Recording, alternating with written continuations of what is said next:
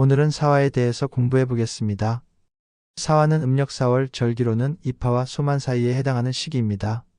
이때는 봄의 목기운이 마무리되고 안에 있던 모든 기운이 밖으로 퍼져나가면서 세상에 본격적으로 드러나기 시작하는 시기입니다. 사화라는 글자는 열기가 땅에 내려와 지열이 일어나는 모습에서 나왔습니다. 땅속에서 무언가 꿈틀대는 형상이 마치 뱀의 움직임 같아서 그런 이미지가 사라는 글자에 담긴 것입니다. 이미 충분히 올라온 양기가 땅속 깊이 축적돼서 표면으로 올라오려는 순간의 모습입니다. 이 사화는 이글이글 타오르는 불 혹은 강렬한 빛, 자외선이나 방사선, 적외선 같은 눈에 보이지 않는 열의 기운을 상징합니다. 불이지만 연기나 불꽃처럼 흔들리는 불이 아니라 용광로나 조용하지만 매우 강한 열기처럼 깊고 묵직한 불의 이미지를 갖고 있습니다. 사화는 사람들과 어울리고 퍼지고 분산되고 확장되는 기운을 지녔습니다. 불은 한번 퍼지면 되돌릴 수 없기 때문에 감추지 않고 드러내고 보여주고 나누는 특징을 갖고 있습니다.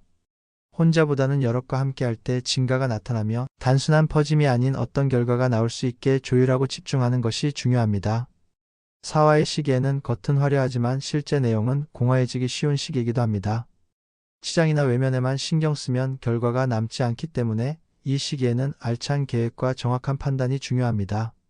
사는 뱀을 상징하는 글자입니다. 뱀은 허물을 벗는 동물이기 때문에 재생과 반복, 부활의 기운도 함께 가지고 있습니다. 그래서 사화는 치유, 수호, 재물, 집을 지키는 기운과도 연결됩니다. 사화대운이 들어오면 실제로 집이 생기거나 집에 변화가 생기고 인간관계에서 확장이 일어나기도 합니다. 사화는 양기의 기운이 최고조에 이른 상태를 의미합니다. 더 이상 오를 수 없는 상태에 도달한 것이죠. 그래서 이 시기에 사람들은 질투나 비교심이 강해질 수 있고 소비욕도 커지고 겉으로 드러내는 성향이 강해질 수 있습니다. 숨기려 해도 숨겨지지 않고 드러나기 쉬운 시기이기도 합니다. 이러한 특징 때문에 사화는 미용, 홍보, 디자인, 공연, 영상 같은 분야와 잘 어울립니다. 또 전자, 통신, 의료처럼 현대산업의 핵심 분야와도 연관성이 큽니다. 불처럼 눈에 보이지 않지만 작용이 강한 에너지가 많은 분야와 어울리는 것입니다. 사화는 봄의 기운인 임묘진이 마무리되고 본격적으로 드러나는 시점입니다. 이때는 교류와 전달, 확장이 활발하게 일어나며 행사나 퍼포먼스, 주도적인 활동이 적합한 시기입니다. 역마성이 강해서 전달력과 영향력도 큽니다. 4월은 성숙하고 계산적인 시기입니다. 열정은 크지만 결과 없이 흩어지면 나중에 허무해질 수 있으므로 내실 있게 다져야 할 시기입니다. 인물적 성향으로 보면 분위기 메이커, 사람을 모으는 힘이 있고 외향적이고 소비성도 강합니다. 한편으로는 조급하고 결과중심적인 성격도 있으므로 계획성과 집중력이 중요합니다. 사화와 다른 12지지와의 관계에 대해 알아보겠습니다. 사화는 음화로 늦봄의 기운이 담겨있는 불입니다.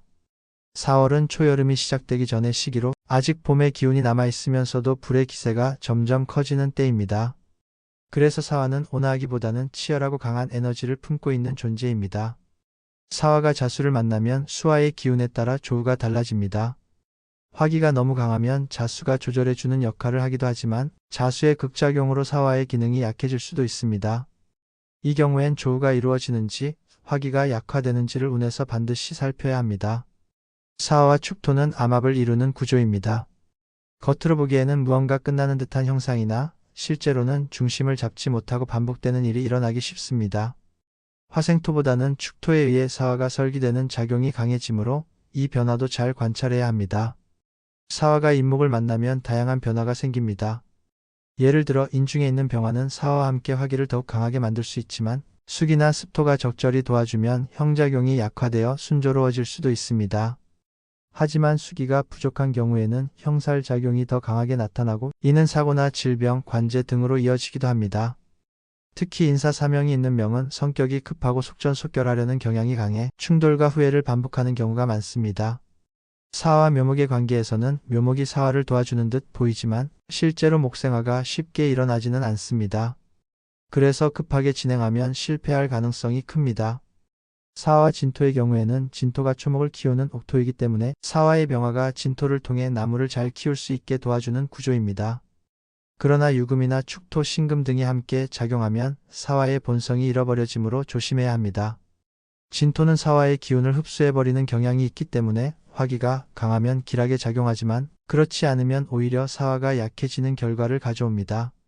사화가 사화 만나면 복음이라 하여 흉조가 일어나기 쉽습니다. 화기가 지나치게 치열해져서 수기로 조절하기가 어렵고 습토로 화기를 식혀야만 문제가 줄어듭니다. 이런 경우는 과욕으로 인해 구설수나 인간관계 문제도 발생할 수 있습니다. 사와 와는 반국을 이루면서 더 강력한 화기가 형성됩니다. 이 경우 천간에 화기가 투출되어 있어야만 문제를 피할 수 있습니다. 그렇지 않으면 어느 순간 큰 폭발처럼 문제가 생길 수 있습니다. 물이 부족하면 목이 타버리는 현상이 생기니 수기의 상태를 꼼꼼히 봐야 합니다. 사화가 미토를 만나면 역시 반국을 이루어 조열해지기 쉬워 수기의 보충이 절실합니다. 이때도 조를 살펴야 하고 간장, 개통, 질환 등 목에 피해가 발생할 수 있습니다. 사화와 신금은 육합을 이루지만 동시에 화극금 작용도 함께 있어 복잡한 구조입니다. 처음엔 순조로워 보이나 시간이 지나면 형파의 작용이 나타나 피해를 입기 쉬운 관계입니다. 사화가 유금을 만나면 반합이 되지만 4월에서는 유금의 입장에서 사화를 끌고 가는 형태로 변화가 생깁니다. 이 시기엔 계획했던 일을 유금이 도와 추진하게 되는 구조가 만들어집니다. 사화와 술토는 원진의 관계지만 종교적 영적 감수성과 연결되기도 합니다.